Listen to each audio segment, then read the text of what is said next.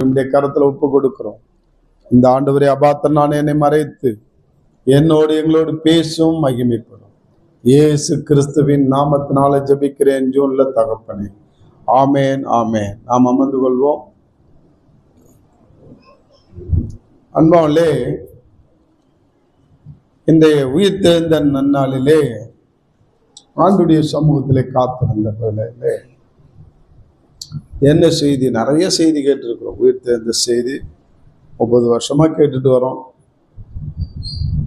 நானும் கொடுத்துட்டு வரேன். நிறைய செய்தியை கேட்டிருக்கிறோம். இன்னைக்கு வித்தியாசமான ஒரு செய்தி எங்க தாங்க அப்படின்னு சொல்லி ஆண்டவர் சமூகத்துல நேத்துல இருந்து ஜெபிக்க ஆரம்பித்தேன். ஆண்டவர் என்னோடு இடைப்பட்டது என்னன்னா, அதிக முக்கியத்துவம் கொடு, என்னுடைய வார்த்தைக்கு அதிக முக்கியத்துவம் கொடுக்கும்படியாக சொல்லு அப்படின்னு. என்ன ஆண்டவரே அப்படின்னு, நான் இஸ்ரவேல் மக்களுக்கு பிதாவாகிய தேவன் மோசே மூலமாக அநேக வார்த்தைகளை அவர்களுக்கு நான் பகிர்ந்து கொண்டேன். அதுல 613 அதுல அடங்கும் கட்டளைகள். நான் பிதாவாய் இருந்து இஸ்ரவேல் மக்களுக்காக நான் பகிர்ந்து கொண்ட வார்த்தைக்கு முக்கியத்துவம் கொடுக்க சொல்லி அவர்களுக்கு நான் வலியுறுத்தினேன். அவர்களோ அதை கருத்திலே கொள்ளவில்லை. அதன் பிறகு என்னுடைய குமாரனாகிய இயேசு கிறிஸ்துவை இந்த பூலோகத்துக்கு அனுப்பி அவர் மூலமாக சில வார்த்தைகளை நான் கொடுத்தேன். அதுக்கு அவங்க முக்கியத்துவம் கொடுக்கணும்ட்டு. அன்பாலே, அதற்கு இஸ்ரவேல் மக்கள் மட்டுமல்ல, இந்த உலக மக்கள் எல்லாரும் அனைவரும் கொடுக்க வேண்டும் என்று சொல்லி என் குமாரனை அனுப்பி நான் கொடுத்தேன். அதுக்கு எத்தனை பேர் முக்கியத்துவம் கொடுத்தாங்கன்னு தெரியல. அதன் பிறகு அவரை மரிக்க ஒப்பு கொடுத்து அவரை உயிரோடு எழுப்பி அவர் உயிர் தெழுந்த பிறகு இந்த உலகத்துக்கு ஒரு சில வார்த்தைகளை நான் கொடுத்தேன். அதற்கு நீங்கள் எல்லோரும் அதிக முக்கியத்துவம் கொடுக்க வேண்டும் என்று நினைத்துதான் அதை செய்தேன். ஆனா இக்காலத்து கிறிஸ்தவர்கள் அதற்கு அதிக முக்கியத்துவம் கொடுத்தீர்களா என்று காலையிலே என்ன ஒரு கேள்வி கேட்டாங்க. அப்ப நீங்க என்ன சொன்னீங்கன்னு தெரிஞ்சாதானே முக்கியத்துவம் கொடுப்போம், கொஞ்சம் எனக்கு தெரியப்படுத்துங்களேன் அப்படின்னு சொல்லி நான் கேட்கும்பொழுது ஆண்டவர் சொன்னாரு, இந்த வேத புத்தகத்திலே புதிய ஏற்பாட்டு பகுதியிலே 4 சுவிசேஷங்கள், அப்போஸ்தலர் நடவடிக்கைகள், இந்த வெளிப்படுத்தின விசேஷம் வரைக்கும் இருக்கு. அதுல முக்கியமா 4 சுவிசேஷத்துல என்னை குறித்து எழுதியிருக்கிறார்கள். என்னுடைய பிறப்பு, என்னுடைய இறப்பு, என்னுடைய அடக்கம், என்னுடைய உயிர்த்தெழுதல், என்னுடைய வருகை, இப்படியாக அநேக காரியத்தை எழுதியிருக்கிறார். நான் உயிரோடு எழுந்த பிறகு நான் என்னென்னலாம் பேசினேன் என்பதை அதிலே பதிவிட்டு இருக்கிறார். மத்தேயு, மார்க்கு, லூக்கா, யோவான், அப்போஸ்தலர் நடவடிக்கை புத்தகம். அதுல நான் பேசின வார்த்தைக்கு ஒரு 4 வார்த்தையை காமிச்சு கொடுத்து அதுக்கு அதிக அதிக அதிக அதிகமாய் முக்கியத்துவம் கொடுக்க சொல்லு என்று என்னோடு இடைப்பட்டார். உண்மையிலே நேற்று வரைக்கும் நான் ஒரு சிந்தனையில போயிட்டு இருந்தேன், இதுதான் கொடுக்கணும் அப்படின்ட்டு. ஆனா இன்றைக்கு காலையில தெளிவா பேசினா 4 சுவிசேஷத்துல வித் அப்போஸ்தலர் நடவடிக்கை புத்தகத்துல 5 காரியத்தை நீ அவர்களுக்கு கற்றுக் கொடு, அதற்கு அதிக முக்கியத்துவம் கொடுக்க சொல்லு என்று சொன்னார். எந்த வருஷமும் இல்லாத இந்த வருஷம் ஒரு வித்தியாசமான ஆங்கிள் ஆண்டவர் நம்மளோட பேச இருக்கிறார். அன்பாலே, மத்தேயு எழுதின சுவிசேஷம் 28ஆம் அதிகாரம் 9வது வசனத்துல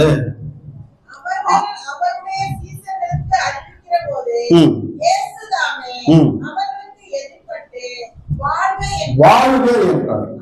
போது அதெல்லாம் அது வாழ்க, அவ்வளவுதான். அந்த முதல் வார்த்தை முதலாக அந்த மக்களை பார்த்த ஆண்டவர் வாழ்க என்று சொன்னார். நான் கேட்டேன், எதுக்கு வாழ்க என்று சொல்றீங்க? நான் தான் உங்களை வாழ்கன்னு சொன்னோம், நீங்க என்ன செய்றீங்க? எங்களை வாழ்க வாழ்க என்று சொல்கிறீங்க. பெரியவங்க தான் சிறியவங்க தான் பெரியவங்களை கொடுத்து என்ன செய்யணும்? வாழ்கன்னு சொல்லுவாங்க. இன்னைக்கு அரசியல்வாதிகளுக்கு அது உரித்ததாக போய்விட்டது இந்த வாழ்க சொல்றது. ஆனா முத இயேசு ஆண்டவர் நம்மளை பார்த்து இல்லது சீசர்களை பார்த்து இல்லது அவருடைய விசுவாசிகளை பார்த்து வாழ்க என்று சொன்னார். உயிர் தெழுந்த பிறகு அவர் முதல் வார்த்தையே வாழ்க, முதல் வார்த்தையே வாழ்க. எனக்கு இதுக்கு அர்த்தம் புரியலையே ஆண்டவரே, நீ எதுக்கு வாழ்க சொல்றீங்க அப்படின்னு கேட்கும் பொழுது அந்த வாழ்த்துதல்ல அவ்வளோ ஆசீர்வாதம் இருக்கிறது, நீங்களும் அதை சொல்லி பாருங்கள் என்றார். இன்னைக்கு ஆண்டவர் சொன்ன அந்த வாழ்க்கையை, வாழ்க என்ற வார்த்தையை நாம் உபயோகப்படுத்துறோமா? இன்னைக்கு புறஜாதி மக்கள் அல்லது ஆண்டவரை அறியாத மக்கள் இன்னைக்கு அந்த வாழ்க என்ற வார்த்தையை உபயோகப்படுத்தி வந்து வாழ்வாங்கு வாழ்கிறார்கள். ஆனா நாம அந்த வாழ்க என்ற வார்த்தையை உபயோகப்படுத்துவதே கிடையாது. அது ஏதோ அரசியல்வாதிகள் பயன்படுத்துகிற சொல் என்று நாம் அதை மறந்தே போயிட்டோம். அந்த காலத்துலாம் வாழ்க வாழ்க வாழ்கன்னு அரசியல்வாதிகளுக்கு என்ன செய்வோம்? வாழ்க போடுவோம். இந்த எலெக்ஷன் இந்த மாதிரி வந்துச்சுனாக்கா எல்லாரும் வாயிலும் என்ன செய்யும்? கொடியை பிடிச்சிட்டு வாழ்கதான் வரும். நாங்க அந்த காலத்துல இப்படி பல பேரை சொல்லி வாழ்க வாழ்கன்னு நான் கத்தினது உண்டு, பல பேரை சொல்லி ஒழிக ஒழிகன்னு கத்தினது உண்டு. எனக்கு பிடிக்காத அரசியல்வாதி ஒழிக, பிடிச்ச அரசியல்வாதிய வாழ்க. அன்பால இன்னைக்கு இயேசு ஆண்டவர் நம்மளை பார்த்து வாழ்க என்று சொல்கிறார். இந்த அந்த சராசரத்தை படைத்த இறைவன் மனிதர்களை பார்த்து வாழ்க என்று சொல்கிறார். ஏன் சொல்லணும்? அதனுடைய ரகசியம் என்ன? வாழ்கன்னு சொல்றதுல அவ்வளவு பெரிய ஆசீர்வாதம் இருக்கிறது. நீ நானும் வாழணும் அப்படின்னா அடுத்தவர்கள் நம்ம என்ன செய்யணுமா? வாழ்த்த வேண்டும். நீ நானும் வாழணும்னா என்ன செய்யணும்? அடுத்தவர்களை வாழ்த்த வேண்டும். இன்னைக்கு ஒரு குரூப் ஆஃப் பீப்புள் இன்னைக்கு எப்பயுமே ஒரு ஸ்லோகத்தை சொல்லுவாங்க. யாராவது கேள்விப்பட்டிருக்கிறீங்களா?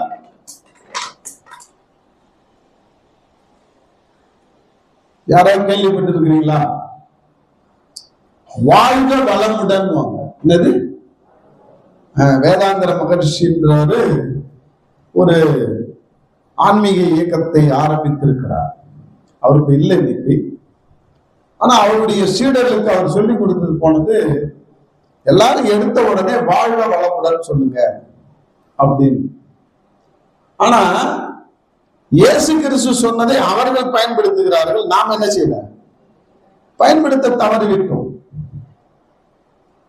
இயேசுவை அறியாதவர்கள் வாழ்க வளமுடன்றாங்க.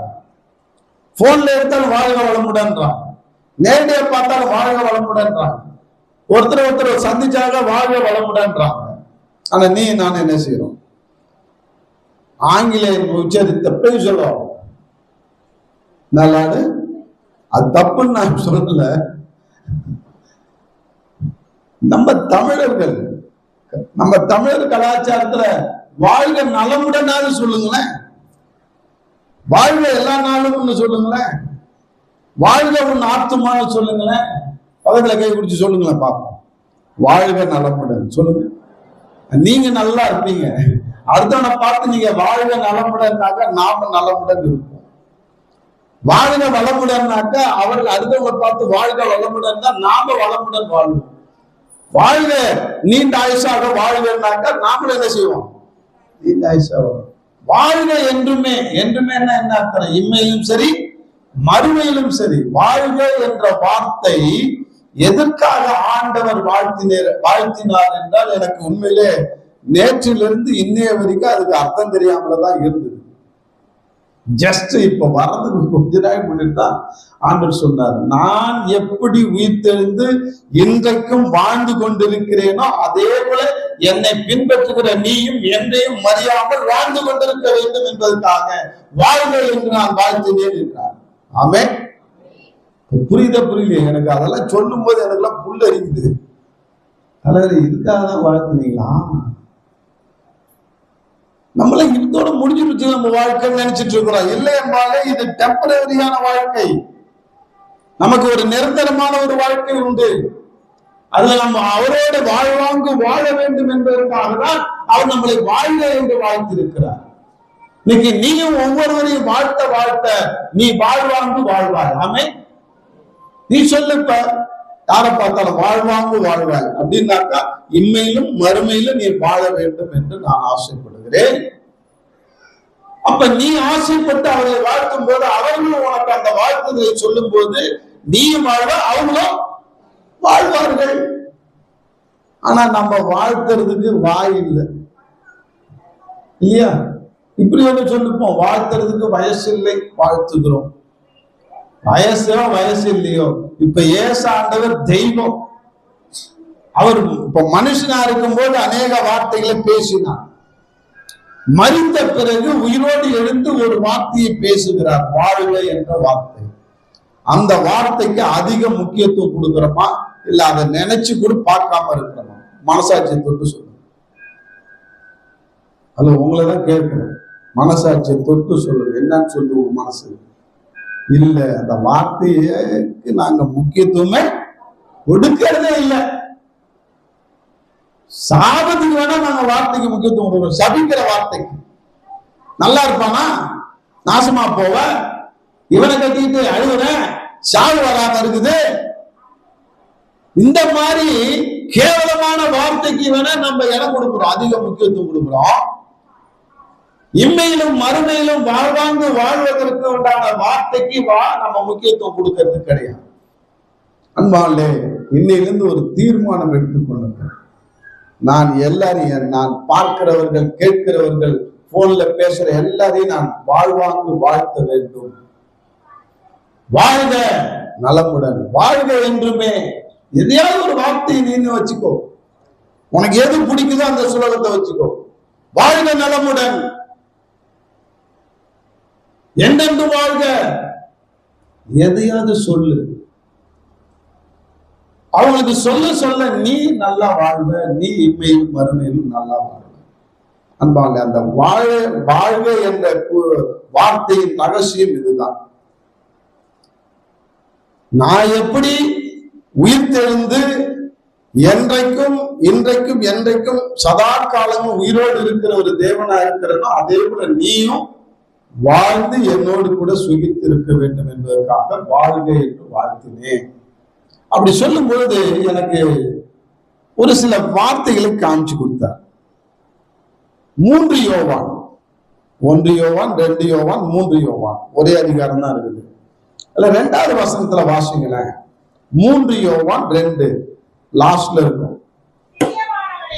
பிரியமானவனே, உன் ஆத்துமா வாழ்கிறது போல நீ எல்லாவற்றிலும் வாழ்ந்து சுகமாய் இருக்கும்படி வேண்டுகிறேன். யோவான் எப்படியாக ஒரு வேண்டுதல் செய்கிறார்? உன் ஆத்துமா வாழ்கிறது போல.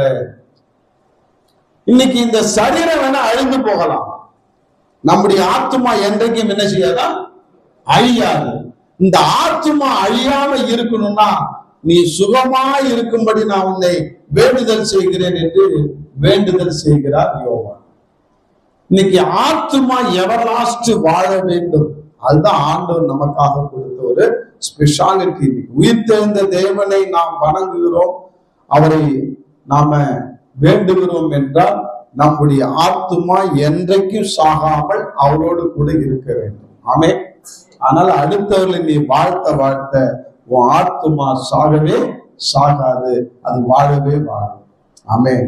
அந்த வாழ்த்து ரகசியத்தை கற்றுக்கொள்கிறோம். அடுத்தபடியா பார்க்கிறோம், லூக்கா 1ஆம் அதிகாரம் 44வது வசனத்திலே பாருங்களேன். லூக்கா 1:44.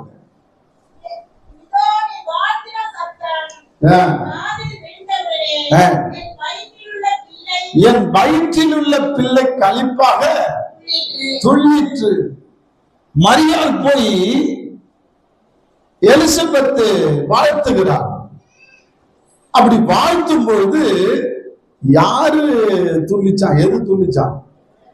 வயிற்றில் இருக்கிற கருவில் இருக்கிற பிள்ளை துள்ளிற்று என்று பார்க்கிறோம். அந்த வாழ்த்துதல்ல அவ்வளோ காரியம் இருக்கு. ஒரு பிரகனட்டார், அதாவது முழுவாம இருக்கிறாங்க, இல்ல பிள்ளை பேற்றினால அவங்க மாசமா இருக்கிறவங்கள இன்னைக்கு எல்லாரும் போய் வாழ்த்தணும். வாழ்த்த அந்த கருவில் இருக்கிற பிள்ளை எப்படி இருக்குமா? பயங்கர உற்சாகம், பூஸ்ட் ஆகும். அது உற்சாகமாகும். அதுக்குதான் இந்த ஃபங்க்ஷன் எல்லாம் வைக்கிறாங்க. இதெல்லாம் நம்ம சடங்காச்சாரியான்னு சொல்லிட்டு அதெல்லாம் நம்ம கிறிஸ்தவர்கள் அதை விட்டே விட்டோம். இப்ப நான் செய்யினாக்கா நீங்க எல்லாம் என்ன வதிப்பீங்க, இல்லைன்னா பார்ப்பீங்க. இந்த திருப்பி பிடிச்சி போச்சு. போன வாரம் குட்பிரேடியாவுக்கு அது ஆண்டவர் அங்கே சாவல புதன்கிழமை தான் சேர்த்தாருன்னு குழப்பறான். இப்ப எல்லாரும் சீமந்தம் வைகின்றான், 5 மாசம் வைகின்றான், 7 மாசம் வைகின்றான். அன்பாலே 5 மாசம் 7 மாசம் எல்லாம் இவங்க சடங்காச்சாரமா செய்யறானுங்க. நீ போய் ஆண்டவர் ரீதியாக போய் வாழ்த்த. அடிக்கடி அந்த முழுவாக இருக்கிறவங்கள வாழ்த்த அந்த பிள்ளை உற்சாகமா வளரும். இல்ல இப்ப மரியாள் போய் எலிசபெத்தை வாழ்த்தணும் என்ன அவசியம் இருக்கா சொல்லுங்க? ஆனா வாழ்த்தும் பொழுது அவ பிள்ளையும் உற்சாகமா துள்ளுது, இவ வயதுல இருக்கிற பிள்ளையும். இப்ப எலிசபெத் மரியாதை வாழ்த்திருப்பாளா இல்லையா? ஹலோ சொல்லுங்க. இப்ப நீ பிரைஸ் லார்டுனாக்கா நீ என்ன செய்வ? பதிலுக்கு சொல்லுவல்ல. ஹலோ அப்படின்னாக்க நீ என்ன செய்வ? ஹலோ இல்ல. நல்லா இருக்கிறீங்களா அப்படின்னு கேட்கும்போது நீ என்ன செய்வ? நீங்க நல்லா இருக்கிறீங்களான்னு கேட்பில்ல. இப்ப நான் உன்னை வாழ்த்துனாக்கா நீ வாழ்க வளமுடன் அப்படின்னு வச்சுக்கோ. நீ தம்பி வாழ்க வளமுடன் நீ என்ன சொல்லியே சொல்ல மாட்டியா? அந்த எலிசபெத் வாழ்த்தும் போது மரியாளுடைய வயிற்றில் இருக்கிற இயேசுநாதர் என்ன செஞ்சாராம்? துள்ளிருப்பாரு. நான் நினைக்கிறேன் அது பைபிள்ல இல்லாதனால நாம நினைக்க கூடாதுன்னு தப்பா இருக்குதா? இயேசுநாதர் துள்ளிருப்பாரு. ஆகா என்ன வாழ்த்துறாளே எலிசபெத். அன்பாலே அப்ப இதெல்லாம் என்னன்னா, ஒருத்தருக்கு ஒருத்தர் வாழ்த்தும் போது நம்முடைய ஆவி ஆத்துமா புத்துணர்வு பெறுகிறது. சொல்லுங்க. ஆனால்தான் ஒருத்தர் வாழ்த்துங்கள் சொல்ற, ஒருத்தர் ஆசீர்வதிங்க, ஒருத்தர் கட்டி பிடிச்சு. ஆம்பளை பொம்பளை இல்ல, ஆம்பளைக்கு ஆம்பளை கட்டி பிடிச்சு, பொம்பளைக்கு பொம்பளை கட்டி பிடிச்சு வாழ்த்துங்கள். இது ஒரு கலாச்சாரம். இது நம்ம ஏற்கனவே சொல்லி கொடுத்தேன். நான் ஒரு வாரம் செய்வீங்க, அவ்வளவுதான். அதுக்கப்புறம் விட்டுருவீங்க. அதுக்கப்புறம் பழையபடி கதவை தேடின்னு உன் ரூட்ல தான் நீ போவ, அதை மறந்துடுவ. கட்டி பிடிச்சு வாழ்த்துதல் சொல்லுங்கன்னு சொன்னோம் இல்லையா? கை கொடுத்து வாழ்த்துதல் சொல்லுதல், அந்த தொடு உணர்வு வரும் பொழுது ஒரு பெரிய வைப்ரேஷன் வருதுன்றாங்க. என்கிட்ட இருக்கிற வல்லமை உங்ககிட்ட போகுது, உங்ககிட்ட இருக்கிற வல்லமை என்கிட்ட வருது. ஒருத்தருக்கு ஒருத்தர் நம்ம அன்பை பரிமாறிக்கொள்ளும் போது, வாழ்த்துதலை தெரிவிக்கும் போது நம்முடைய நாடி நரம்பெல்லாம் உற்சாகம் அடைகிறது என்று சைக்காலஜியாவும் சொல்றாங்க, ஆன்மீகத்திலையும் சொல்றாங்க. இப்ப நம்ம வாழ்த்துதல் சொல்றதுல என்ன தப்பு? ஒருத்தருக்கு ஒருத்தர் வாயாத வாழ்த்துவோமே. அதுக்கு ஒரு உதாரணம் சொல்றேன் பாருங்க. ஆதியாகமம் 12ஆம் அதிகாரத்துல 1, 2, 3 அதை 3ல இருந்து படிங்களேன். 3ஆவது வசனத்துல படிங்களேன். 3ஆவது வசனமா 2ஆவது வசனமா படிங்க. சரி.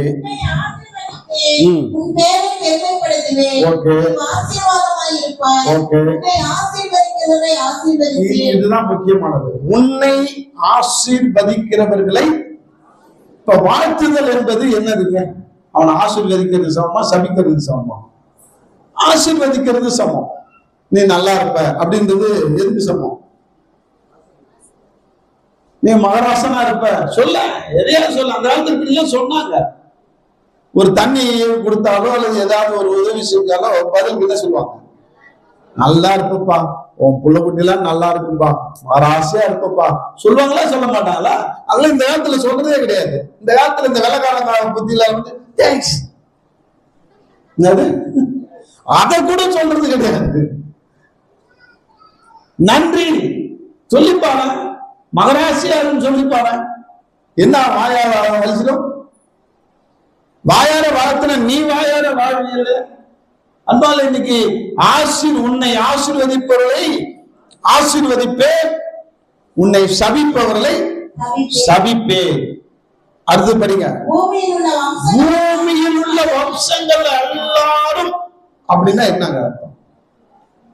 பூமியில் உள்ள வம்சங்கள்னா என்னன்னா முஸ்லிம், இந்துக்கள், கிறிஸ்தவன், யூதன், புத்த மதத்தை சேர்ந்தவன், இஸ்லாம் மதத்தை சேர்ந்தவன், கடவுளே இல்லைன்னு சொல்ற ரஷ்யாவில் இருக்கிற கம்யூனிஸ்டவாதி, பூமியில இருக்கிற அத்தனை வம்சங்கள்னாலே ஒருவனும் இல்லாத இல்லை, எல்லாம் அதுல அடங்கிட்டான்.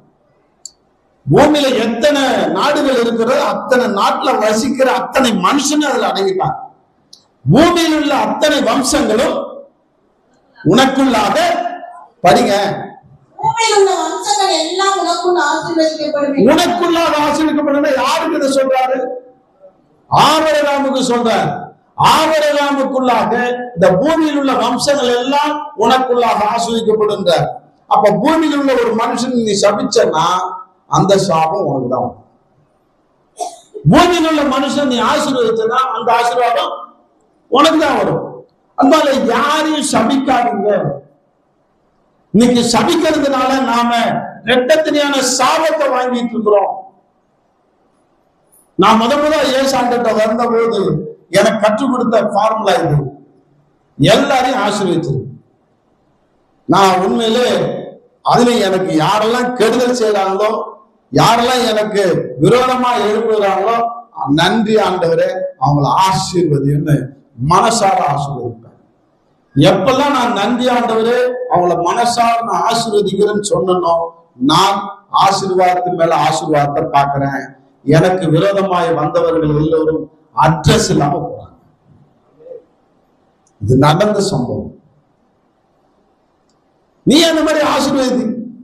எல்லாத்தையும் நான் அதான் சொல்றேன், நன்றி ஆண்டவரே அவளை ஆசீர்வதி சொல்லியிருக்கா இல்லையா? அது கேட்டு கேட்டு உங்களுக்கு போர் அடிச்சு போச்சு. என்கிட்ட சொல்லி உங்களுக்குள்ள பேசுறது என் காவல வந்தது. அவர்கிட்ட போன நன்றி ஆண்டவரே அவர் ஆசீர்வதின்னு சொல்லுவாரு. இதுதான் அவருக்கு வேற வேலை. வேற பாஸ்டர் போய் பார்ப்போம். நீ ஆசீர்வதிக்கப்படணும்னு நினைச்சதான் அந்த காரியத்தை சொல்றேன். அன்பாலே ஆண்டவர் அதைதான் சொல்றாரு. வாழ்க என்று வாழ்த்துகிறார். அவரே ஆண்டவர் ரட்சகருமாய் இருக்கிற இயேசு கிறிஸ்துவே நம்மை பார்த்து வாழ்க என்று சொல்லும் பொழுது நீ அடுத்தவர்களை பார்த்து வாழ்க என்று சொல்வதற்கு என்ன குறைஞ்சு போயிட்டார்? இன்னிலிருந்து சொல்ல ஆரம்பி, இன்னிலிருந்து வாழ்த்த ஆரம்பி, இன்னிலிருந்து ஆசீர்வதிக்க ஆரம்பி. நீ எப்படிப்பட்ட ஆசீர்வாதத்தை பார்ப்பாய் என்பதை காலம் பதில் சொல்லும். இந்த வார்த்தைக்கு அதிக அதிக அதிக அதிகமான முக்கியத்துவத்தை கொடுங்கள். ஆமென். அடுத்தது இரண்டாவது மார்க் எழுதின சுவிசேஷம் 16ஆம் அதிகாரம் 15-18 படிங்க. அவர்களை நோக்கி, நீங்கள் உலகெங்கும் போய் சர்வ சிருஷ்டிக்கும் சுவிசேஷத்தை பிரசங்கியுங்கள். இப்ப மத்தேயு எழுதுறாரு, ஆவியானவர் உயிர்த்து எழுந்த பிறகு ஆவியானவர் உயிர்த்தெழுந்த இயேசு முதலாக வாழ்க என்று சொல்வதை எழுதுகிறார். மார்க் எழுத சுவிசேஷத்தை எழுத மார்க் உயிர்த்தெழுந்த இயேசு முதலாவது நம்ம கிட்ட சொல்ற வார்த்தை, சீசர்களை பார்த்து சொல்ற வார்த்தை என்னன்னாக்கா சுவிசேஷத்தை பிரசங்கி. என்னது? நற்செய்திய அறிவி. சொல்லுங்க, ஓம் பாடியில என் பாடியில. நம்ம தமிழ் தமிழாஜ்ல என்னது? இந்த பைபிள் தமிழாஜ் விட்டுருங்க. அது அந்த காலத்து டிரான்ஸ்லேஷன் அப்படிதான், சுவிசேஷம் அது இதுன்னு சொல்றாங்க, அதெல்லாம் விட்டுருங்க. இப்ப நற்செய்தியை அறிவி. சொல்லுங்க. மத்தேயு என்னன்னு சொன்னாரு? வாழ்த்து. நல்ல இந்த 5 காரியத்தை மறக்காது. வாழ்த்து.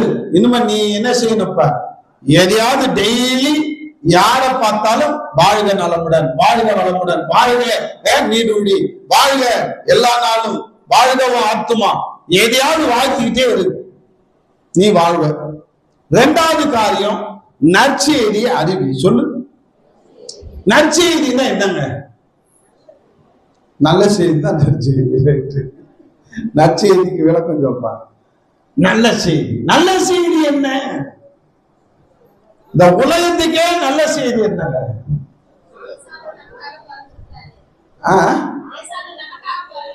Very good. ஏசாண்டர் நமக்காக பிறந்தாருன்றது ஒரு நல்ல செய்தி. அதே போல ஏசாண்டர் உயிரோட எழுந்தாரு என்றது ஒரு நல்ல செய்தி. ஏசாண்டர் உனக்காக எனக்காக சிலுவையிலே மரித்தார் என்பது ஒரு நற்செய்தி. இயேசு பிறந்து உனக்காக எனக்காக அடிக்கப்பட்டு அவர் பலியாக அடிக்கப்பட்டு அடக்கம் செய்யப்பட்டு 3ஆம் நாள் உனக்காக எனக்காக உயிரோடு எழுந்து இன்றைக்கும் உயிருள்ள தேவனாய் இருக்கிறார், உனக்கும் எனக்கும் உதவி செய்யறதுக்காக என்ற நற்செய்தி தெரியாத இன்னைக்கு எத்தனை ஆத்துமாக்கள் உலகத்தில் அழிந்து கொண்டிருக்கிறார்கள். உண்மையா பொய்யா? நான் ஒரு காலத்துல ஏசாண்டவர் உயிரோடு இருக்கிறார்ன்றது தெரியாமலே வாழ்ந்து வந்தேன். உயிரற்ற கல்லையும் மண்ணையும் மரத்தையும் கடவுளை என்று நம்பி ஏமாந்து வந்தேன். நிம்மதி இழந்தேன், சமாதானத்தை இழந்தேன், சாக போனேன். அப்ப உயிர் தெழுந்த தேவன் என்னோடு காட்சி கொடுத்து என்னை சந்தித்து என்னோடு பேசி, நான் உயிர் தெழுந்த தேவன், என்னை நீ வணங்கு, உன் வாழ்க்கை ஆசீர்வாதமாக இருக்கும், உன் வாழ்க்கையை நான் கட்டுகிறேன் என்று சொன்னார். அப்போ உயிருள்ள தெய்வம். அடிக்கடி சொல்லுவாங்க, நான் போன அந்த சபையிலே இயேசு உயிருள்ள தேவன், அவர் பேசுகிற தேவன், அவர் பைபிள் மூலமாக பேசுவார் என்று. அதுதான் அன்றைக்கு ஞாபகம் வந்தது. என் மனைவி பிள்ளைகளை கொலை செய்துவிட்டு நானும் தற்கொலை பண்ணிக்க இருந்த அந்த செகண்ட், ஏசாண்டவர் பேசுற தெய்வம், ஏசாண்டவர் உயிருள்ள தெய்வம், ஏசாண்டவர் பைபிள் மூலமாய் பேசுவார் என்ற அந்த வார்த்தை என்னை உயிர்ப்பித்தது. ஏசாண்டவர் உயிருள்ள தெய்வமா இருந்தா, என் கடவுளுக்கு உயிர் இல்லை, அதனால பேசாது.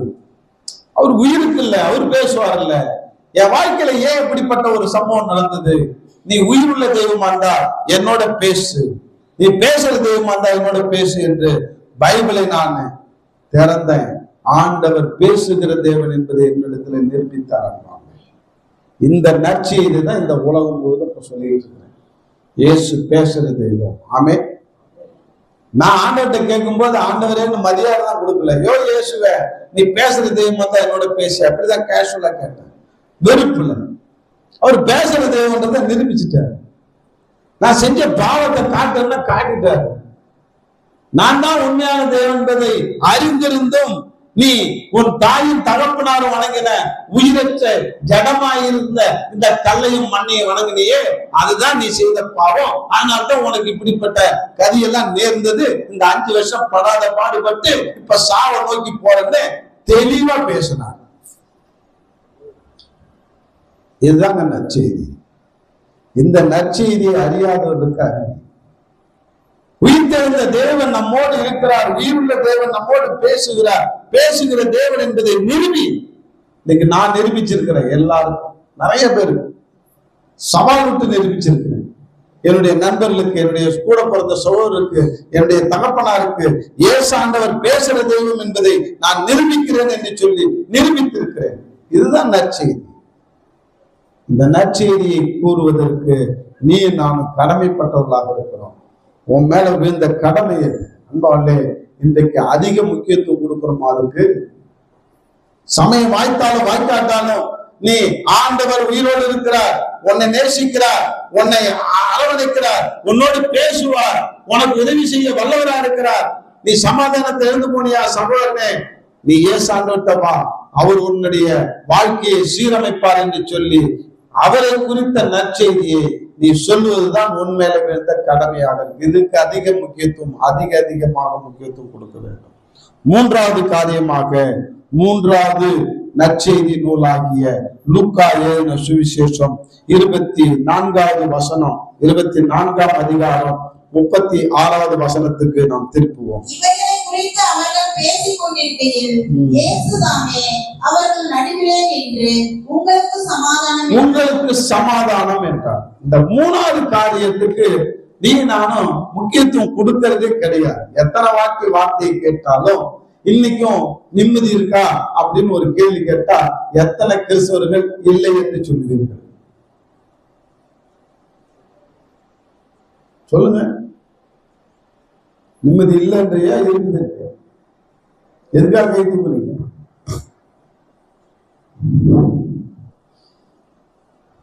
இன்னைக்கு நான் அநேக திருச்சபைக்கு போய் செய்தி கொடுப்பது உண்டு. எல்லாரும் என்கிட்ட கண்ணீரோடு வந்து நின்று ஜெபிக்கிறதுக்கு தான் நிற்பான். என் குடும்பம் இப்படி இருக்கு, என் குடும்பம் கஷ்டத்துல இருக்கு, என் குடும்பம் வறுமையில இருக்கு, என் குடும்பத்துல இப்படியா இருக்குது, என் பிள்ளைங்க கீழ்படிய மாட்டான், என் புருஷன் குடிச்சிட்டு இருக்கிறான், எனக்கு வறுமை, எனக்கு கடன் பிரச்சனை, எனக்கு வீடு கட்டணும், எனக்கு அது இல்லை இது இல்லை, என் பிள்ளைங்களுக்கு கல்யாணம் ஆகல, எனக்கு வேலை கிடைக்கல. நிம்மதியற்ற ஒருத்தர். அநேக கிறிஸ்தவர்கள் கடன்ல இருக்கிறார். நம்ம திருச்சபையிலும் அது ஏராளம் ஏராளம். கடன் இருந்தா நிம்மதி இருக்காது, வீட்டுல பிரச்சனை இருந்தா நிம்மதி இருக்காது, சமாதானம் இருக்காது. ஆனா இங்க ஆண்டவர் சொல்றாரு எல்லாருக்கும் சமாதானம் உண்டாவதாக. அவர் உயிர் தெழுந்த உடனே அவர் சொன்ன வார்த்தை, வாழ்க, சுவிசேஷத்தை அறிவி, சமாதானமா இரு, உங்களுக்கு சமாதானம் உண்டாகட்டும். ஏன் உண்டாகல? இன்னைக்கு நிறைய பேர் நான் சந்திக்கிறது உண்டு. நான் இயேசுவை ஏற்றுக்கொண்ட அந்த காலத்துல நிறைய இயேசுவை அறியாதவர்களுடைய வீட்டுல போய் உட்கார்ந்து சத்தியத்தை சொல்லி சுவிசேஷத்தை அறிவிப்பது உண்டு. அப்ப அறிவிக்கும் பொழுது எல்லாம் சொல்லிட்டே வருவேன். கடைசியா பார்த்து கேட்பேன், உங்களுக்கு வயசு என்ன? எனக்கு 56 46. எப்ப யாரை சந்திக்கிறோம் அவங்க வயசு சொல்லுவான். உங்களுக்கு நிம்மதி இருக்கா ஒரு கேள்வி கேட்பான். அதாங்க இல்ல, அதாங்க இல்ல. அடுத்த கேள்வி கேட்பேன், பக்திக்கு குறை உண்டா? அதெல்லாம் குறைய வச்சது இல்லைங்க. வெள்ளிக்கிழமைச்சுன்னா அந்த கோயிலுக்கு போவேன், சனிக்கிழமைச்சுன்னா எந்த கோயிலுக்கு போவேன், திங்கக்கிழமையிலிருந்து கோயில் போலான்னு அலைவேன், ஆனா நிம்மதி இல்லை. அப்ப நான் கேட்பேன், நிம்மதியை கடையில வாங்க முடியுமா? ஹலோ, நிம்மதினா சமாதானம். நல்லா புரிஞ்சுங்க, நிம்மதியும் சமாதானம் ஒண்ணுதான். நான் சமாதானம்ன்றதை பத்தி நிம்மதினு சொல்றேன். நிம்மதியை கடையில வாங்க முடியுமா? 1 கிலோ நிம்மதி கொடுங்கன்னு சொல்லி மளிகை கடையில போய் 10,000 ரூபாய் கொடுக்குறேன் நிம்மதி கொடுக்குறேன்னு சொல்ல முடியுமா? கொடுப்பானா? நீ 1 கோடி ரூபாய் கொடுத்தாலும் வேண்டாம் கிடையாது. நீ ஜவுளிகள்ல போய் ஐயா 1 லட்சம் தரேன் உனக்கு 1 மாதம் நிம்மதி எனக்கு தாயான்னு சொல்லியா? கிடையாது. அப்பதான் ஆஸ்பத்திரி இருக்கிறதுல பெரிய ஆஸ்பத்திரி நினைச்சிட்டு இருக்கிறோம். அந்த ஆஸ்பத்திரியில போய் அந்த டாக்டர்கிட்ட 1 கோடி ரூபாய் உனக்கு தரையா, எனக்கு நிம்மதி ஊசி போடு, என்ன போடுங்க சொல்லுங்க. நீ எவ்வளவு கொடுத்தாலும் உனக்கு நிம்மதியை உலகத்துல வாங்க முடியாது. யார் தான் கொடுப்பா? உன்னை படைத்த இறைவன் தான். உன்னை படைத்த, என்னை படைத்த, இந்த உலகத்தை படைத்த இறைவன் தான் கொடுக்க முடியும். கள்ள மண்ண கொடுக்க முடியாது. படைத்த உயிருள்ள தேவன் தான் நிம்மதியை கொடுக்க முடியும். அதுதான் உனக்கு 6 அறிவு வைத்தாரு. ஆனா 6 அறிவுக்கு நம்ம வேலையை கொடுக்கறது கிடையாது. எங்கெங்க போய் எத்தனையோ லட்சங்கள்லாம் செலவு பண்ணிட்டு நிம்மதி இல்லாம உட்கார்ந்து இருக்கிற அநேக பணக்காரர்கள் உண்டு. அன்பாலே, அப்பதான் கேட்பேன், பக்திக்கு குறவு இல்லை. அந்த தெய்வம் தான் கொடுக்கணும்னு சொல்லி எத்தனையோ தெய்வத்திட்ட போயிட்டு முறையிட்ட, எத்தனையோ தெய்வத்திட்ட போய் நீனு அழுது புலம்பிட்ட. இத்தனை வருஷமா உன் வயசுக்கும் இத்தனை கருத்து தெரிஞ்சிருந்து எத்தனையோ பக்தி மாடத்துல போயிருப்ப. நிம்மதி இருக்கா? இல்ல. அப்ப நிம்மதி கொடுக்காத தெய்வம் தெய்வமா? கொஞ்சம் சிந்திக்கணும். இல்ல, 6 அறிவுக்கு வேலை கூடாது. அப்ப நிம்மதி கொடுக்கிற தெய்வம் யார்? கேட்டுப்பார், கண்டுபிடிப்பார், தேடிப்பார், கண்டுபிடிப்பார். நான் கண்டுபிடிச்சிட்டேன். நான் நிம்மதி இல்லாம இருந்தேன். இயேசுதான் நிம்மதியின் தேவன் என்றதை நான் கண்டுபிடிச்சேன். நான் சொன்னா நீ ஏத்துக்க மாட்டேன், ஏத்துக்கவும் தேவையில்லை. நீனா தேடி நீனா கண்டுபிடி, அப்ப புரிஞ்சுக்கோ அப்படின்னு. அன்பா இல்லையா? அவ்வளவு பேர் இன்னைக்கு நிம்மதியின் தேவன்கிட்ட வந்து நிம்மதியா இருக்கிறாங்க. ஆனா நிம்மதி தேவன்கிட்ட வந்த கிறிஸ்தவர்கள் இப்போது நிறைய சந்திக்கிறேன். நிம்மதியின் தேவன்கிட்ட வந்தும் நிம்மதி இல்லைன்னு சொல்ற அவள நிலைமையை பார்க்கிறேன். என்ன நிலைமை? அவள நிலைமை. ஏன்? நிம்மதியின் தேவன் உயிர் தேர்ந்த பிறகு சொன்ன வார்த்தைக்கு அதிக முக்கியத்துவம் கொடுக்கவில்லை. உங்களுக்கு சமாதானம் உண்டாவதாகன்னு சொன்னாரு, அந்த வார்த்தைக்கு நீ முக்கியத்துவம் கொடுக்கல. நிம்மதியை தேடி அழுகிற, ஏசுகிட்டே வந்து அழுகுற. அன்பாலே இன்னொரு இடத்துல கூட நம்ம 4வது காரியத்தையும் இதையும் ஒன்னா சிந்திச்சு பார்க்கலாம். யோவான் எழுதின சுவிசேஷம் 20ஆம் அதிகாரம் 15ஆம் வசனத்தை படிங்களேன். யோவான் 20. அவளை பார்த்து, ஸ்திரியே ஏன் அழுகிறாய், யாரை தேடுகிறாய்? இப்ப யாரெல்லாம் அழுவாங்க, யாரெல்லாம் எதை தேடுவாங்கன்னா தொலைச்சு போனதுதான் தேடுவாங்க. தொலைந்து போனதுதான் தேடுவோம். நம்ம வாழ்க்கையில எதையாவது தொலைச்சிட்டோம்னு என்ன செய்வோம்? நிறைய வீட்டுல எனக்கு இந்த ப்ராப்ளம் இருக்கு. சாவி எங்கேயா வச்சிருவாங்க, என்ன செய்வாங்க? தேடிட்டு இருப்பாங்க. நேற்று நான் அப்படிதான் தேடினேன். சாவியை எடுப்பிலே வச்சுட்டு சாவியை காணாம் துண்ட தோல்ல போட்டு துண்டை காணான்றதான் மறதி. இதேபோல தொலைத்து விட்டு தேடிக்கொண்டு அழுது கொண்டிருக்கிறோம். இயேசுவை தொலைத்து விட்டோம். இயேசு சொன்ன சத்தியத்தை தொலைத்து விட்டோம். இயேசு சொன்ன சமாதானத்தின் வழியை தொலைத்து விட்டோம். அதனால அழுகிறோம், புலம்புறோம். கிறிஸ்தவர்கள் புலம்புகிறார்கள், அழுகிறார்கள். ஏன்? இயேசு சொன்ன சமாதானத்தின் வழியை, சத்தியத்தை மறந்து விட்டு தொலைத்து விட்டு அழுது கொண்டிருக்கிறோம். அன்பாங்களே, கொஞ்சம் யோசிச்சு பாருங்க. இயேசு உயிரோடு இருக்கும் பொழுது சொன்னதுக்கெல்லாம் முக்கியத்துவம் கொடுன்னு சொல்லிதான் சிவப்பெழுத்து பைபிள் வாங்கு, சிவப்பெழுத்து பைபிள் வாங்குன்னு நான் சொல்றேன். அந்த சிவப்பெழுத்து பைபிளினுடைய ரகசியம் என்னன்னா, இயேசு உயிரோடு இருக்கும் போது எதெல்லாம் பேசினாரோ அதெல்லாம் சிவப்பெழுத்துல பொறிக்கப்பட்டிருக்கிறது. அது கொஞ்சம் முக்கியத்துவம் கொடு. பழைய ஏற்பாட்டுல பிதா பேசுறதுக்கு முக்கியத்துவம் கொடுக்கல இஸ்ரவேலர்கள். அதனால அவங்க நிம்மதியை தொலைத்தார்கள். நல்லா புரிஞ்சுக்கோ. இஸ்ரவேலர்கள் பழைய ஏற்பாட்டுல பிதா சொன்ன காரியத்துக்கு அவங்க முக்கியத்துவம் கொடுக்கல. புரிஞ்சுக்கலையோ அல்லது புரிஞ்சுக்கிட்ட மாதிரி தங்களை ஏமாத்தி கொண்டாங்களோ எனக்கு தெரியாது.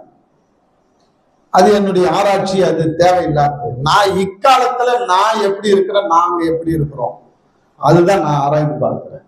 இஸ்ரவேலர் எப்படியாவது இருந்துட்டு போட்டோம். அவன் முக்கியத்துவம் கொடுக்காததுனால அவன் என்ன தெரியுமா செஞ்சாங்க? ஏன் பிதாவினுடைய வார்த்தைக்கு அவன் முக்கியத்துவம் கொடுக்காததுனால குமாரனை ஏற்றுக்கொள்ளவில்லை. குமாரனை சிலுவையில் அறைந்தார்கள். அதனால சாபம் வந்தது. சும்மா 1 வருஷம் 2 வருஷம் இல்ல, தலைமுறையா ஆயிரக்கணக்கான வருஷம் அவனுக்கு சாபத்தை கொண்டு வந்தார் ஆண்டவர். அதெல்லாம் அவஸ்தைப்பட்டா. இன்னைக்கு பாருங்க, ஒரு ஆராய்ச்சி சொல்கிறது, உலகத்துல எந்த இன மக்களை விட அதிகமாக சித்திரவதைப்பட்டவர்கள் யூதர்கள், அதிகமாக நசுக்கப்பட்டவர்கள் யூதர்கள், அதிகமாக கொல்லப்பட்டவர்கள் யூதர்கள். இதெல்லாம் புள்ளிவிவரம் சொல்லுது, வரலாற்று புள்ளிவிவரம். உலகத்துல எல்லா பகுதி மக்களை விட அதிகமாக நாசமா போனவர்கள் யூதர்கள், அட்ரஸ் இல்லாம ஆனவர்கள் யூதர்கள், இருப்பிடம் தெரியாத ஆனவர்கள் யூதர்கள். யூத தேசம் என்ற பெரிய தேசம், ஆண்டவர் பிறந்த தேசம், உலக மேப்பிலே ஆயிரக்கணக்கான வருஷங்களாக இல்லாம போச்சு. தெரியுமா? வரலாற்று அடிச்சோடில் இருந்து பாருங்கள். ஏன்? ஆண்டவர் சொன்ன வசனத்தையும் வார்த்தையும் தொலைத்து விட்டார்கள். நிம்மதியற்று நாடோடியாக அலைந்தார்கள். ஆண்டவர் இறக்கப்பட்டு மீண்டும் அவர்களை இஸ்ரவேல் தேசத்திலே கூட்டி சேர்த்தார். இன்னைக்கு இஸ்ரேல் தேசம் உருவானது. அந்த இஸ்ரேல் தேசம் உருவானதுல பெரிய கதை. ஆனா இன்றைக்கு கிறிஸ்துவலாய் இருக்கிற நாம், உயிரோடு வந்த ஏசாண்டவர், குமாரனாய் வந்த ஏசாண்டவர் சொன்ன வார்த்தைகளை மறந்து விட்டோம், தொலைத்து விட்டோம், நிம்மதியற்று கிடக்கிறோம். அவர் மரித்து உயிரோடு எழுந்து சொன்ன வார்த்தைகளை மறந்து விட்டோம், இன்றைக்கு நிம்மதியற்று கிடக்கிறோம். அன்பாலே, இதை ஞாபகப்படுத்துறது ஆண்டவர் இன்னைக்கு நம்மோடு பேசுகிறார். உனக்கு எனக்கு சமாதானம் வேணும்னா, நிரந்தர சமாதானம் வேணும்னா, டெம்பரவரி இல்லை, உலகம் கொடுக்கிற பிரகாரம் இல்லை, என்னுடைய சமாதானத்தை நான் வைத்து போகிறேன் என்று சொன்னார் தேவன். எங்க வைத்து போனாரு? பைபிள்ல தான் வைத்து போனார். ஆனால் தான் உயிரோடு எழுந்த உடனே உங்களுக்கு சமாதானம் உண்டாவதாக. அந்த வார்த்தைக்கு நீ முக்கியத்துவம் கொடுத்தனா சமாதானத்தின் வழியை நீ வேதத்துல அறிந்து நீ சமாதானத்தை பெறுவாய். அன்பாலே இன்னைக்கு சமாதானத்தை பெறுவதற்கு வழி தெரியாம இருந்தனா உண்மையிலே உன்னை விட பரிதவிக்கிற ஒரு கிறிஸ்தவன் இல்லை. ஏன்? சமாதானத்தின் தேவன் உன்னோடு இருப்பதான் உயிரோட வந்தார். அவரை கூடவே வச்சுட்டு சமாதானம் இல்லைன்னா அவருக்கு தான் அசிங்கம், அவரு தான் வேதனைப்படுறார். ஏன்னா அவரை தொலைச்சிட்ட, அவரை இப்ப தேடுற, அவர் சொன்ன வார்த்தையை தொலைச்சிட்ட, அதை தேடுற. அன்பாலே தேடுங்கள் கிடைக்கும் என்றார். ஆமே. எதை தேடணும்? உலக காரியத்தையோ கூகுள்ல போய் இன்னைக்கு நான் பாருங்க, புதன்கிழமை தான் சேர்த்தாருன்னு சொன்ன உடனே அநேகர் இன்னைக்கு பயங்கர எதிர்ப்பு தெரிவிச்சு உடனே போய் சாட்டு அது இதுன்னு போயிட்டு கூகுள்ல போய் தேடி இருக்கிறாங்க. ஏசுனாரு எப்ப செத்தாரு, சொல்லிச்சான் ஏசுனாரு புதன்கிழமை செத்தாருன்னு சொல்றாங்க. உடனே தான் நம்பினாராம். சொல்றத நம்புறாரு. ஐயா ஏதோ ஒண்ணு அந்த ஆர்டிபிஷியல் இன்டெலிஜென்டான பிசாசு சாத்தானுடைய மறுரூபம், அது அந்த கிறிஸ்தனுடைய மறுரூபம், அது சொல்றத நம்புறான், இயேசு சொன்னதை நம்பல. ஊழியக்காரன் உயிரோடு இருக்கிற ஊழியக்காரன் சொல்றதை நம்பல. இதெல்லாம் முட்டாள், அது ஆர்டிபிஷியல் இன்டெலிஜென்ட், அதுக்கு அறிவு ஜாஸ்தி, உலகமாக அறிவு அதுக்கு, அது சொல்றதா நான் நம்பணும்னு சொல்லி அதை நம்புறான். இன்னைக்கு அப்படிப்பட்ட காலமாயிடுது. அன்பாலே இன்னைக்கு செய்தியே தான். ஓட்டப்பந்தயம் நடக்குது. என்ன பந்தயம் நடக்குது? பாருங்க, ஓட்டப்பந்தயம் நடக்குது. ஓட்டப்பந்தயத்துல ஒழுங்கின்படி ஓடணும், அந்த டிராக்ஸ்ல அந்த சட்டத்திட்டத்துக்கு கட்டுப்பட்டு கரெக்டா ஓடணும். அப்பதான் நீ வெற்றி பெறுவாய். நீ டிராக்ஸ் கொடுக்குறாங்கன்னு வச்சு, ஒரு 10 டிராக் இருக்கு பாதை, ஒரு 200 மீட்டர் ஓட்டப்பந்தயத்துல அந்த டிராக் உள்ளாரே ஓடி நீ ஃபர்ஸ்ட்ல வந்தாதான் நீ ஜெயிச்ச. நீ வேற ஒருத்தன் டிராக்ல நீ ஃபர்ஸ்ட்ல வந்துட்டுன்னு வச்சுக்கோ, ஓடி நீ தோத்துட்டன்னு அர்த்தம். டிராக் மாற்றன்னுவான். இன்னைக்கு பிசாசானவன் நம்ம கிறிஸ்தவர்களை டிராக் மாற செய்யறான். அதுக்கு ஒரு காரணமாக இருக்கிறது. ஆமென். Be careful.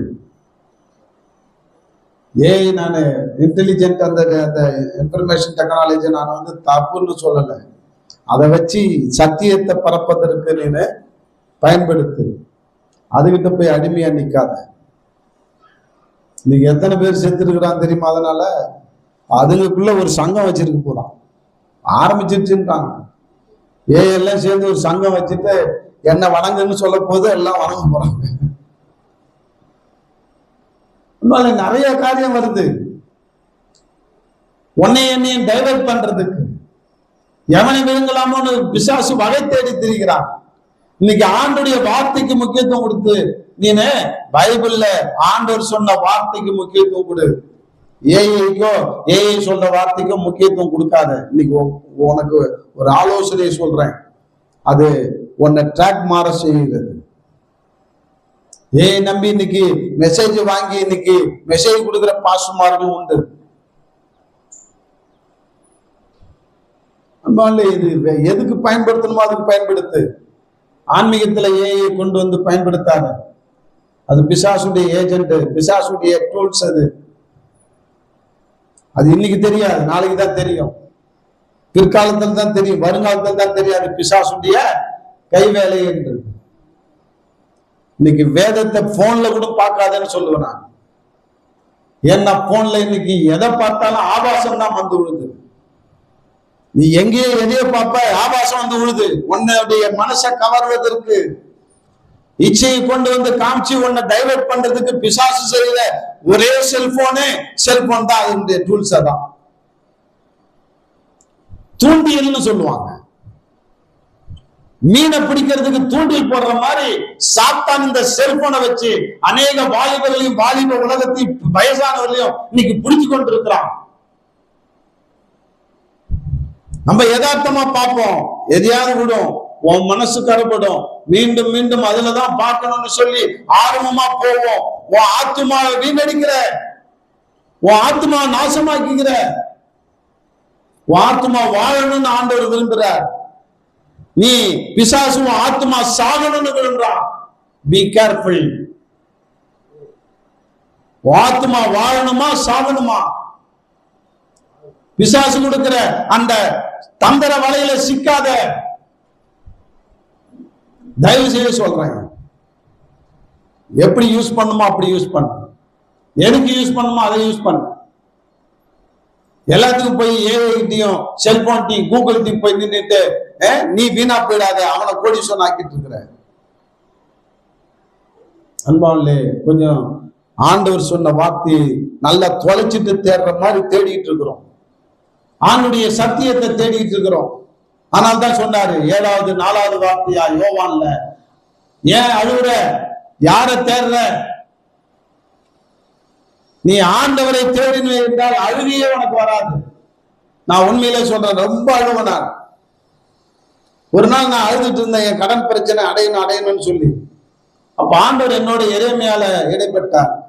நீ இனி உனக்காக அழ வேண்டாம், உன் கண்ணீரை நான் கண்களிலே பார்க்க கூடாது, நீ அடுத்தவர்களுக்காக அழு, இனி உனக்காக உன் பர்சனல் காரியத்துக்காக எதுக்குமே நீ அழுவாதன்னு சொன்னார்.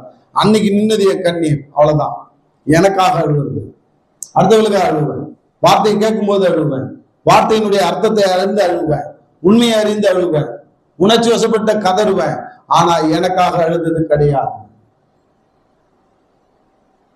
இனி உனக்காக அழாத, அடுத்தவர்களுக்காக அழு, அடுத்து அழிந்து கொண்டிருக்கிற ஆத்மாக்களுக்காக அழு. உனக்காக அழுதுனா அது சுயநலம். ஆண்டவர் சுயநலத்தை ஏற்றுக்கொள்ளதே கிடையாது. அன்பாலே, பிற நலத்தை விரும்பி ஆண்டவருக்கு என்று ஒப்பு கொடுத்து அவருடைய நற்செய்தி அநேகருக்கு சொல்லி ஆண்டவருடைய வார்த்தையை தேட ஆரம்பி, சமாதானம் தானாக உன்னுடைய வாழ்க்கையில வரும். என் வாழ்க்கையில வந்தது. இன்னைக்கு அநேகருக்கு அதுதான் சொல்றேன். இன்னைக்கு அதனால தான் ஆண்டவர் சொல்றாரு, அந்த சமாதானத்தை குறித்து லூக்கா 20ஆம் அதிகாரம் 42வது வசனத்துல என்ன சொல்றாரு பாருங்க. 20:42.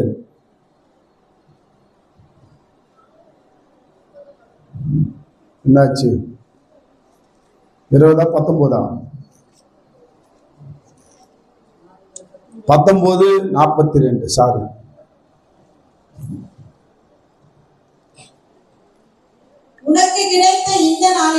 உனக்கு கிடைத்த இந்த நாளிலாகிலும் உன் சமாதானத்துக்கு ஏற்றவைகளை நீ அறிந்தாயானால் உனக்கு நலமாயிருக்கும். ஆண்டவர்களே, இதுதான் ஆண்டவர் சொன்ன வார்த்தை. உயிரோடு இருக்கும்போது, சாவ போகும்போது சொன்னாரு. இன்னைக்கு நான் உங்களுக்கு ஒண்ணு சொல்லித்தரேன். ஏசு ஆண்டவர் உயிரோடு இருக்கும்போது அநேக வார்த்தைகளை சொல்லி இருக்கிறார். இந்த வேதத்துல இடம்பெற்றிருக்கிறது, சிவப்பெழுத்துல. ஆனா அவர் சாகும்போது 7 வார்த்தை சொன்னாரு. அது ஒவ்வொரு குட் ஃப்ரைடே அன்னைக்கும், அவர் மரித்த நாள் அன்றைக்கு 7 வார்த்தையை நம்ம அதிக இம்பார்ட்டன்ட் கொடுத்து அதை மட்டும் தியானிக்கிறோம். ஏன்? அது மரண வாக்கு மூலம் கடைசியா சொன்ன வார்த்தை. கடைசி அவர் உயிரோடு இருக்கும்போது, உயிர் விடுதலும் போது சொன்ன வார்த்தை 7. அதுக்கு நம்ம முக்கியத்துவம் அதிகமாக கொடுக்க வேண்டும். அதுதான் அதை தியானிக்கிறோம். ஆனா அதை விட அதிக முக்கியம் உயிர்த்தெழுந்த போது சொன்ன வார்த்தை. சமாதானம் உங்களுக்கு நான் கொடுக்கிறேன் என்றாரு. அவரை ஏற்றுக்கொண்டு சமாதானத்தை பெறாமல் இருக்கிறோம். ஏன் என்றால் தொலைத்து விட்டோம். பைபிளை தொலைச்சிட்டோம். பைபிளை தொலைச்சிட்டோம் என்னன்னா, அவருடைய வார்த்தையை கேட்கறதுக்கு, அது கீழ்ப்படுகிறதுக்கு, அதுக்கு முக்கியத்துவம் கொடுக்கறதுக்கு தொலைத்து விட்டோம். இம்பார்ட்டன்ட் கொடுக்கறது கிடையாது. அந்த வார்த்தைக்கு இம்பார்ட்டன்ட் கொடு, ஆண்டு சொன்ன வார்த்தைக்கு இம்பார்ட்டன்ட் கொடு. தொலைச்சதை தேடு, சமாதானத்தை திரும்ப பெற்றுக்கொள். ஆண்டு சொன்ன கடைசி வார்த்தை. உயிர் தெழுந்துட்டாரு, எல்லாருக்கும் காட்சி கொடுத்துட்டாரு. இப்ப பரண்டேறி சொல்ல போறாரு, மேல வந்து போறாரு, கடைசியா போறாரு. இப்ப கிளம்ப போறாரு. கிளம்பும் போது கடைசியா சொன்ன வார்த்தைக்கு அதிகமான இம்பார்ட்டன்ட் கொடுங்க. அப்போஸ்தலர் 1ஆம் அதிகாரம் 4வது வசனம் 5வது வசனம் படிங்க. அப்போஸ்தலர் 1:4-5. அன்றியும்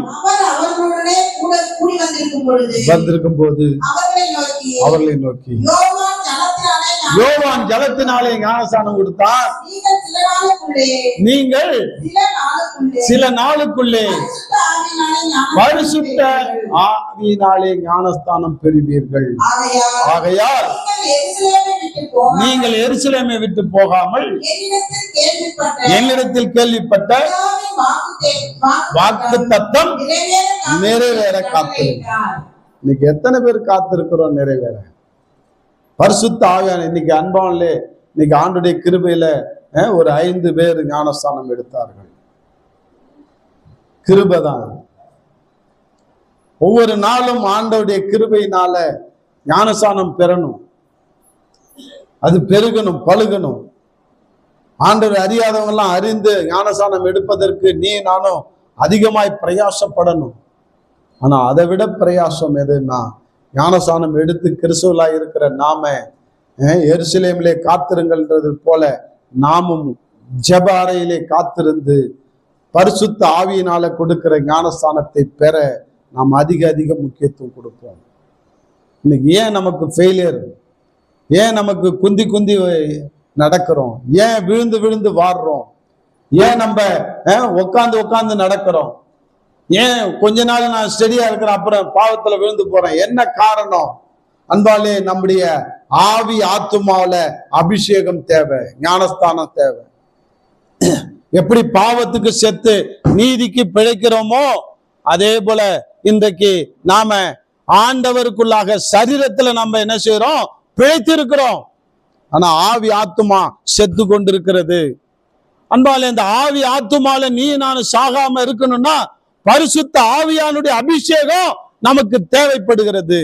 ஆனால்தான் அவர் சொன்னாரு, கடைசியா பரநேறி போகும்போது கடைசியா சொன்ன வார்த்தை, அவர் சொன்ன வார்த்தை என்ன தெரியுமா? நீ என்ன செய்?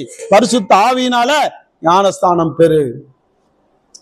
பரிசுத்த ஆவியினால ஞானஸ்தானம் பெறு. அப்போ ஆத்துமாவும் ஆவியும் ஸ்ட்ராங்கா இருக்கும், நீ சாட்சியா வாழ முடியும். அன்பாலே, இது அதிக முக்கியத்துவம் கொடுக்கிறோமா? இன்னைக்கு கிறிஸ்தவ சமுதாயம் ஏமாற்றப்படுகிறது, வஞ்சிக்கப்படுகிறது. இன்னைக்கு ஒரு திரளான கூட்டம் கிறிஸ்தவர்கள் இன்னைக்கு அதுக்கு முக்கியத்துவமே கொடுக்காம இருக்கிறார்கள். ரட்சிக்கப்பட்டாங்க, ஞானஸ்தானம் எடுத்துட்டாங்க, பேரை மாத்திட்டாங்க. ஆனா பரிசுத்த ஆவியினுடைய அபிஷேகத்தை பெற்றுக்கொண்டு ஆவி ஆத்துமால ஸ்ட்ராங்கா வாழறதுக்கு அவர்கள் அறியாமல் இருக்கிறார்கள். ஒரு சில கூட்டம் பரிசுத்த ஆவியானவர் நான் பெற்றுக்கொண்டேன், அபிஷேகத்தை பெற்றுக்கொண்டேன் என்று சொல்லி தங்களை தாங்களே என்ன செய்யறாங்க? ஏமாற்றி கொண்டிருக்கிறார்கள். சத்தியத்திலே நிலைத்து வாழ முடியாமல். அன்பாலே, நாம் அப்படி இருக்கக்கூடாது. நாம கொஞ்சம் சீர்தூக்கி பார்த்து எது அபிஷேகம், எது உண்மையான அபிஷேகம், எது ஆண்டவர் கொடுக்கிற அபிஷேகம், எது பிசாசு வஞ்சிக்கிற அபிஷேகம் என்பதை நாம் ஆராய்ந்து அறிந்து அந்த அபிஷேகத்துக்காக நாம் காத்திருந்து பெற்றுக்கொள்வோம். கர்த்தர் உங்களை ஆசீர்வதிப்பாராக. இந்த 5 காரியத்துக்கும் அதிகமாய் முக்கியத்துவம் கொடுத்து வாழ்கிற ஒரு கிறிஸ்துவலாய் ஒப்பு கொடுப்போம். கர்த்தர் நமக்கு இம்மையிலும் மறுமையிலும் பெரிய ஆசீர்வாதத்தை கட்டளையிடுவாராக. செபிப்போம். அன்பின் தகப்பனே, நன்றியோடு துதிக்கிறோம். இந்த நாளிலே உம்முடைய கரத்துல ஒப்பு கொடுக்கிறோம். நீர் எவ்வளவு நல்ல தேவனாய் இருக்கிறீர், நன்றி. இந்த நாளிலே நீர் கொடுத்த வார்த்தைக்காக நன்றி ஆண்டவரே. இந்த வார்த்தையின்படி நாங்கள் உம்முடைய உயிர்த்தெழுந்த நாளை கொண்டாடுகிறோம். இந்த உயிர்த்தெழுந்த நாளிலே நீர் சொன்ன இந்த ஆண்டவரே 5 காரியங்களுக்கும் அதிகமாய் நாங்கள் முக்கியத்துவம் கொடுத்து நாங்கள் உம்முடைய சத்தியத்திலே வளர்ந்து அந்த தேவ சமாதானத்தை பெற்று அநேகரை வாழ்த்தி நாங்களும் வாழ்ந்து ஆண்டவரே இந்த நற்செய்தியை உலகமெங்கும் சொல்லி ஆண்டவரே எங்களுக்குள்ள சமாதானத்தை பெற்று அந்த சமாதானத்தை நாங்கள் அடுத்தவர்களுக்கு கொடுக்க உதவி செய்யும். ஆண்டவரே, நாங்கள் உம்மை தொலைத்துட்டு தேடும்படியாக ஆண்டவருடைய வார்த்தையை தொலைத்து விட்டு தேடாதபடிக்கு உடைய வார்த்தையை நாங்கள் அறிந்து புரிந்து ஆண்டவரே நீர் உயிரோடு உயிர்த்தெழுந்து நீ பரநேறி செல்லும் பொழுது சொன்ன கடைசி வார்த்தை கூட முக்கியத்துவம் கொடுத்து நாங்கள் அதிகமாய் ஜெபத்துல காத்திருந்து நாங்கள் ஆவி ஆத்துமா சரீரத்துல நாங்கள் பலப்பட்டு ஆண்டவரே அந்த ஆவியை பரிசுத்த ஆவியின் அபிஷேகத்தை பெற்றுக்கொண்டு சாட்சியாய் வாழ, முடிவு பரிந்தும் சாட்சியாய் வாழ, உம்முடைய பரலோகத்துக்கு நாங்கள் பங்குள்ளவர்களாய் வாழ என்னை எங்களை அர்ப்பணிக்கிறோம். இதை கேட்க போகிற ஒவ்வொருவரையும் அர்ப்பணிக்கிறோம். ஆண்டவரே, போதிக்கிற நான் ஆகாதவனாய் போகாதபடிக்கு என்னை முதலாவது அர்ப்பணிக்கிறேன். எங்களை வார்த்தையை கேட்கிற எங்க சபை மக்களை அர்ப்பணிக்கிறேன், எங்க குடும்பத்தை அர்ப்பணிக்கிறேன், ஒவ்வொருவரையும் அர்ப்பணிக்கிறேன். ஆண்டவரே, நீரே உம்முடைய ரத்தத்தினால எங்களை கழுவி சுத்திகரித்து உம்முடைய பரிசுத்த ஆவியினாலே நிரப்ப வேண்டுமா ஜெபிக்கிறோம். ஆசீர்வதியும். இயேசு கிறிஸ்துவின் நாமத்தினால ஜெபிக்கிறேன் ஜீவனுள்ள தகப்பனே. ஆமேன், ஆமேன்.